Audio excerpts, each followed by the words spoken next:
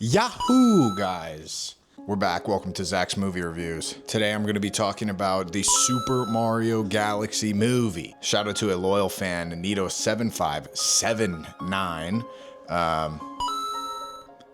for telling me to watch it because he heard it was awesome sauce. I'm also a fan of the Nintendo universe, so this should be a fun one. Okay, just a little bit of context for you guys. The first Super Mario movie made $1.36 billion. Critics hated it and audiences loved it, but that didn't really matter. That thing printed money. So naturally, they made another one. And this time, they're adapting Super Mario Galaxy. So if you know, you know, and if you don't, it must have been nice to have friends in middle school. I envy you. Rosalina's backstory in this movie, I think, hits harder than a lot of standalone Pixar movies. I'm telling you, there's a reason people still talk about that game. It was awesome. I remember my little ass on that Wii playing Super Mario Galaxy until my 7:30 p.m. bedtime. Anyways, the expectations were there. The hype was there. And then it came out with a 43% on Rotten Tomatoes and a Metacritic score of 37, which is already lower than the first movie, which already had a low score. Here's my first issue with this, and it's a pretty big one. You called it the Super Mario Galaxy movie. That's a promise. That means we're getting Rosalina's backstory, Deluma's. We're getting the emotional weight of that game into a movie. This is the whole reason people love Galaxy in the first place. What we actually got was a movie that critics called extremely loose as an adaptation. One critic straight up called the title misleading at best. The stuff that made the game special, gone. It's like they just took the name of the game and the setting and just left everything else on the table. My opinion is, if you're going to name your movie after the best game ever released, you actually have to make that movie. Okay, so here's what happens in the movie. Bowser's tiny now, voiced by Jack Black. Bowser. He's going through some tumultuous times, and he's working on his rage, and he's taking up painting. Bowser Jr. shows up to free his dad. There's a lot of like dad and son stuff in there. Rosalina's just captured immediately and used as like a power source for the entire movie. And you have a bunch of cameos in there like Fox McCloud, Mr. Game & Watch. You have a lot of characters from the Mario universe, but you know, fitting, right? All those characters that were never actually in Super Mario Galaxy. Oh my god, and there's Yoshi. There's Yoshi. There's Yoshi, right? Yoshi. I also saw a review that said it was like dangling keys in front of a baby, and as a 26-year-old myself, I can say there were a lot of bright colors, a lot of fun sounds, and a lot of action. The whole movie is just like a chase scene, kind of. Like, they just keep going through these different lands, areas. There was a part in there from the new Mario game, I don't remember what it's called, the like desert land with like those little guys and like the upside down pyramid.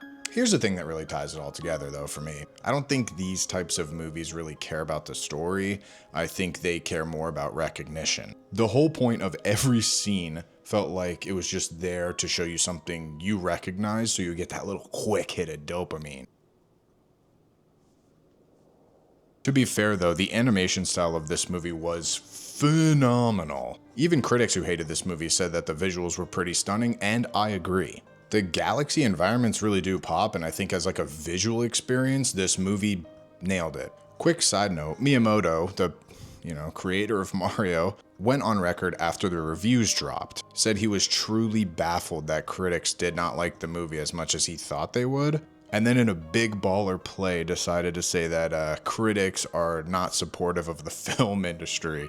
So, nice one there. But then again, I think the word critic, inherently, that's kind of what it means.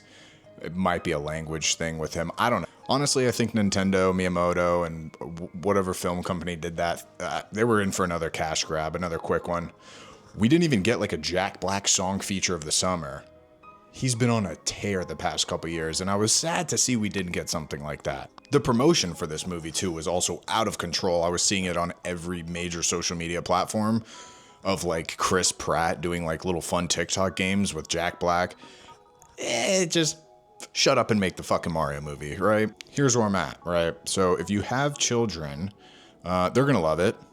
When I was in, there was just me and a bunch of kids giggling. Oof. Ooh. Editor, cut that. Editor Zach here. I'm not cutting it. I do think we're at a point now where everyone wants to be a critic, right? Everyone wants to go to a movie and have some niche take on why a movie's terrible. It's a Mario movie, bro. Calm down. It's like me going to see Paddington Bear in IMAX 3D and walking out halfway through because I didn't feel satisfied with the movie. He's a little tiny bear, an English bear, a British bear, whatever he is. Don't go see the Super Mario movie if you don't know ball. That's all I'm gonna say.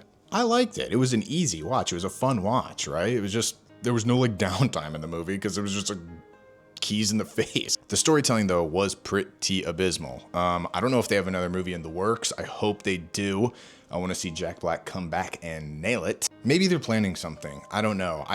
Low-key, I think they're planning a Smash Bros movie with all those cameos. Pfft, they have to. And if you thought the Rosalina movie was terrible, strap in for the Smash Bros movie. Anyways, those are my thoughts on the Super Mario drama that's been going on. I didn't think it was a bad movie, but I also wasn't going in ready to critique it. I was just there to mouth breathe and suck down popcorn with a bunch of 12 in an hour and 20 minutes. Come on. Bring us back to tradition. Donald Trump. Please, somebody tag in Donald Trump. Donald Trump, if you can hear us, please, Donald Trump. If you can hear us, please bring us back to tradition with movies. 6 out of 10. 6 out of 10. Thank you guys for watching this installment of Zach's Movie Reviews. Shout out Nito7579 for the comment. See you guys in the next one. Peace.